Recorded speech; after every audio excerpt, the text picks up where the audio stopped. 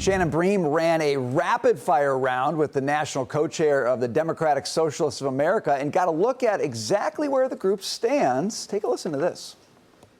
Well, the Senate is an anachronistic institution. It comes from the British House of Lords. It is made to protect power for, the Senate was part of the system that was made to make sure that the people didn't have too much of a say. The open borders is part of a longer-term international plan that involves us stopping destabilizing countries. Most people who are coming to this country are coming as economic refugees, and we destabilized their country. We did that. Wow. Okay, you said, wow, you get to go first. Are you a hit? Like, can you, okay, go. I hand to you. Wow. Okay, where do I start with this? She's talking about not just getting rid of the Senate, but she was talking about, and the DSA in general is talking about replacing the presidency. They don't want to have a president. They don't want a Supreme Court. They want to abolish ICE. They want to defund the Pentagon. They want people to come into the country illegally, no borders, phase out prisons. I could go on and on. Do I think that the country is ready for this? Absolutely not. And I think this is going to have a chilling effect for the DSA in places where they don't have fringe voters, like in Chicago or New York City, where they can grab onto that little progressive group and gain a little bit of power. So I'm not worried about it in the short term, but you always talk about a slippery slope. And I am worried about it in the long term. And here's why. I think back to 1993 in Bill Clinton's first term, when Hillary Clinton wanted to push aggressive health care reform. It was in the first year of his presidency, and there was a bad reaction to that. She had to back off of it. Second term, we all know that Clinton went more towards the center, tried to work on both sides of the aisles to get things done. He was doing that as he was moving into his election because he wanted to keep the White House. Having said that, it was only March of 2010 that the Affordable Health Care Act was brought into law, signed by the federal government by by President Obama. So this is 17 years later, roughly, let's call it 20. Where we went from we don't want this to we'll take some version of this. And that's what I worry about with some of these concepts. And I also watch an interview like that and I say to myself, why are these people coming on our air so much on Fox, where they know they don't necessarily have their audience, their base to speak to? It's to make their ideas more mainstream. It's even if you watch that and you say she is out of her mind, which I'm sure many viewers did, the more you hear it, the more the repetition sets in. Yeah. Think 20 years down the line, think 25 years down the line. She doesn't have to do everything on her list. But if they could do one or two of those things, you really start to fundamentally chip away at the system. So that's how I kind of see this. I mean, the fact that we're having these conversations seems crazy, but they keep pushing that into your consciousness so that everybody hears it, not just their followers, to see what they can grab at eventually. That's interesting. Are you worried, Dagan, that sowing these seeds now could bear, I would say, the very bitter fruit of socialism or versions of these crazy ideas? Maybe it's not next year, but maybe 10 years from now, we're all sitting there saying, you remember when that lady went on and talked about that stuff? She got 70% of what she asked for, and it only took her 10 years. Does that worry you? It worries me that the rows have been hoed already by not just the Democrats, but also the Republicans in power.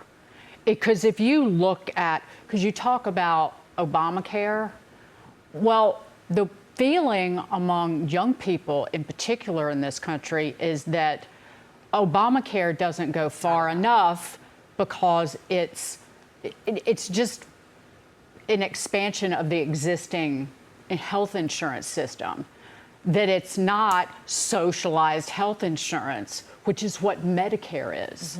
So why don't we get Medicare? Why didn't they do that? Well, because it's going broke and it is busting the our debt wide open. That's why. But again, it's the envy and the blame game. It's the why don't we young people have what boomers have?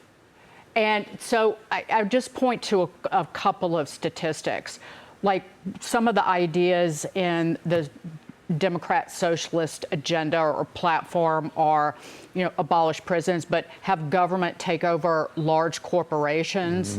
So almost a third of Americans in a new Fox News poll say the government should play a larger role in redistributing wealth.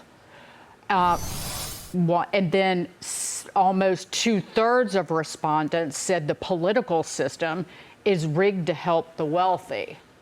So who did that? Right. This is so what grows out of these rows that have been hoed? And right now, there is no argument from Republicans that explains how they are going to reverse the policies that have made people feel this way. Yeah, and you do hear the DSA did a workshop, and one of the ideas is that the Constitution is a rationalization of a pirate kingdom. Exactly to this point about if you're a pillager, Marcus, you're a pillager, this Constitution works for you. I'm curious as an entrepreneur how that strikes you. I want to start with, I like the fact that they're coming on Fox. The traditional Democrats have always been scared to come here. I like the fact that they're saying exactly, I don't like what they're saying, but I like the fact that they're saying exactly what they mean. This is what we're going to do, and this is why we want to do it. I like the fact that they're giving us a roadmap for why we're here. Young people are upset about housing, upset about education, upset about healthcare. By the way, I don't think that's just young people. I think if we took a poll and said, independent of the DSA, are we all satisfied with all those things? I think most people would say, like, not really. I don't like all of those things. When I start to hear the radical, I start to hear, is this a form of negotiation? If you and I were negotiating with each other, I would ask for ridiculous things, knowing that you're going to settle somewhere less than that. And is this a clean and articulate way of asking for ridiculous things, like get rid of the prisons, get rid of all these things? I think what this young lady maybe lacks is a little bit of historical education on, like, a little bit. What was actually intended. The Senate was intended to be a federation of states, not based just on population.